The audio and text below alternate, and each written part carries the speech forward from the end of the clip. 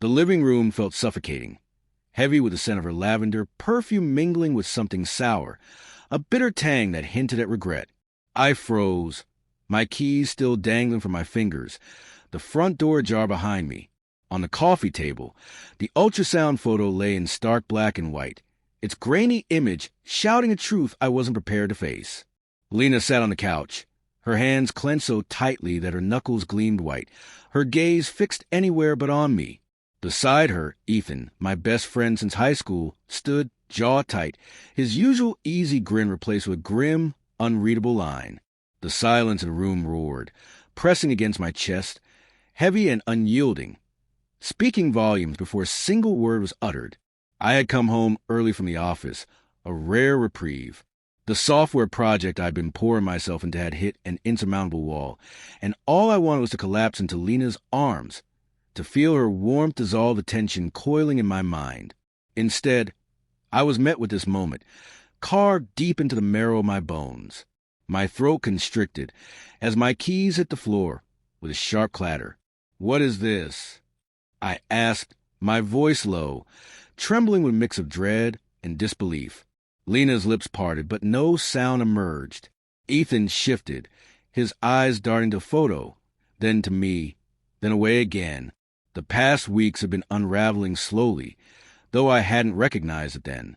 Lena had grown distant, her laughter rarer, her touch fleeting. I blamed it on stress, her new gallery job, the long hours, the faint scent of paint and wine she brought home. Ethan, too, had seemed off. Our weekly beers at O'Malley's dwindled into excuses. Work, family, life. I noticed the way he avoided my gaze when we met, his jokes landing flat, fingers twitching over his glass. Yet I trusted them. God, I trusted them both. How do you question the woman who whispered, "I love you" in the dark for 7 years, or the man who carried you home after you broke your ankle at 18? "Mark," Lena finally said, her voice a fragile thread, "we need to talk." Her green eyes, normally vibrant, were clouded with something I couldn't name. Guilt? Fear? Maybe both.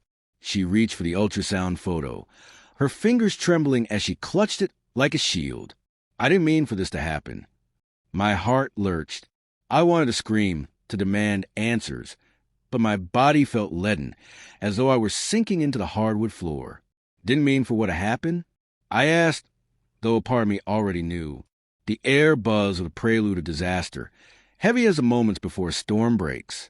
Ethan stood, broad shoulders hunched, and I noticed his hands shaking as he ran them through his dark hair. "It's mine," he said, blunt, sharp as a knife. "The babe, it's mine." The world tilted. My vision narrowed, edges blurring, his confession echoing in my skull. Lena's sorrow sliced through the room, but I couldn't meet her eyes. Not yet. My best friend, my brother in all but blood, had betrayed me in a way I couldn't fathom. And Lena, my Lena, had let it happen. The ultrasound photo burned itself into my mind. A tiny, alien shape, proof of a life that wasn't mine. I stumbled back, my hip catching the console table, knocking over a framed photo of our wedding. The glass cracked, a jagged line splitting our smiling faces. "How long?" My voice faltered, hoarse and raw. "How long have you two—" I couldn't finish. The words felt too ugly, too final. "It wasn't planned," Lena said, voice breaking. She stood, hands reaching toward me, but I recoiled and she stopped short. It was one night, one stupid, drunken night after the gallery opening. I was upset, and Ethan was there, and it just happened. I snapped, fist clenching. The room felt smaller, the walls closing in. I could smell the rain outside, hear it tapping against the windows, soft against the chaos inside me. "You don't get to make excuses. Not for this." I turned to Ethan, chest tight with rage, and something deeper, grief, maybe. "You were my best man. You toasted our marriage. And now this." Ethan's face crumpled, eyes glistening. "I'm sorry, Mark. I swear I never meant to hurt you.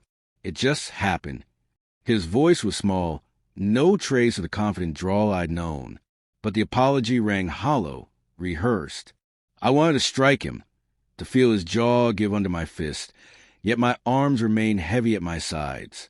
The days that followed blurred in a haze of pain and pretense. Lena moved to the guest room. Her belongings fell like shadows of our life together. Her toothbrush disappeared from the sink. Her favorite mug sat untouched in the cupboard. I couldn't eat. I couldn't sleep. My mind replayed every moment, seeking clues I'd overlooked. The late nights, the whispered phone calls, Ethan's laugh, sharper than before.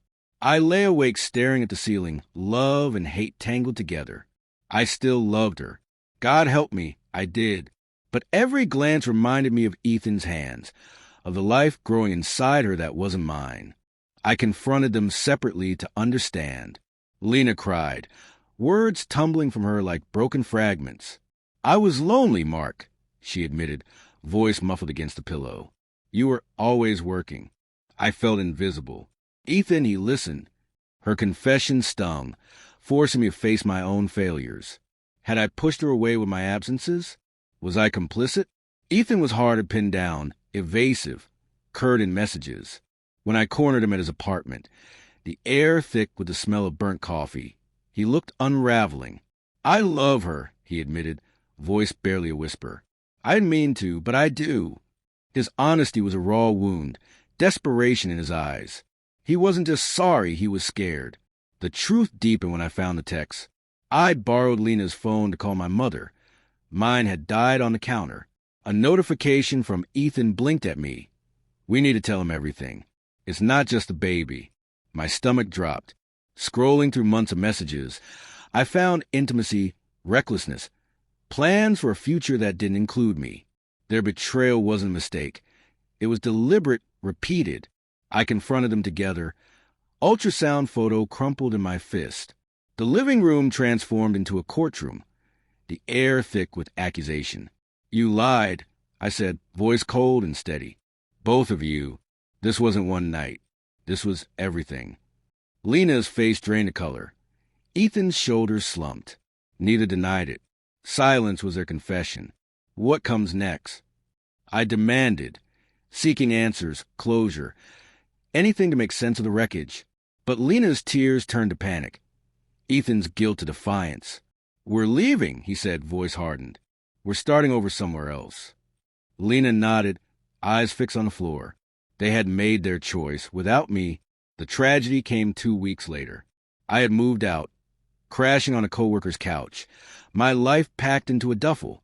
At 3 a.m., the hospital's number flashed on my phone. Lena and Ethan, driving north with suitcases packed, had been struck when a semi veered into their lane.